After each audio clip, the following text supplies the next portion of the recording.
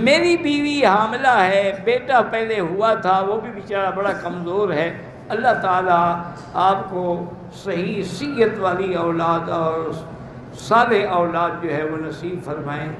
بس آپ دعا کرتے رہیں، وہ بیوی بھی دعا کرتی رہیں، انشاءاللہ اللہ پاک رحمت فرمائیں گے۔ اور ایک بات یاد رکھو کہ اولاد تندرست تب ہوگی جب میاں بیوی تندرست ہو۔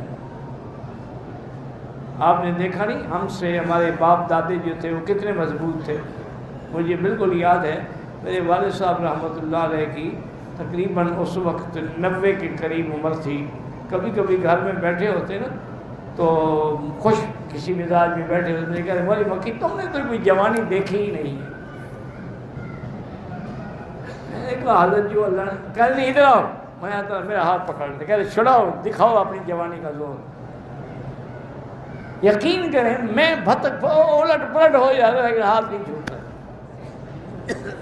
انہوں نے کہا ہم نے حلال روٹی کھائی ہے اور خالص مکھن اور لسی اور دودھ اور دہی گھر کی بنی ہوئی کھا لی، تم ڈالڈے کی پیداوار ہو، ہمارا کیا مقابلہ کر سکتے ہو؟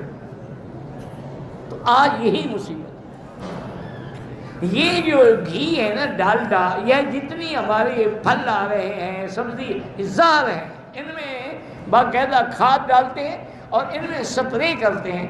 ایک اینڈرین ایک دوائی ہوتی ہے جو کماد کے ایکڑ میں اتنی چھوٹی سی شیشی، اگر 1 ایکڑ کماد میں ڈال دو نا جی صبح کو کالا سیاہ ہو جاتا ہے اور 3 دن کے اندر کوئی جانور بھی منہ مار دے تو مر جاتا ہے۔ تو 3 دن کے بعد بھی اس میں کچھ نہ کچھ اثر تو رہے گا نا۔ یہ مصیبتیں ہیں جس کی وجہ سے اولادیں کمزور ہیں۔ اب صرف وظیفے سے کچھ نہیں ہوتا، اپنی صحت کا خیال کرو۔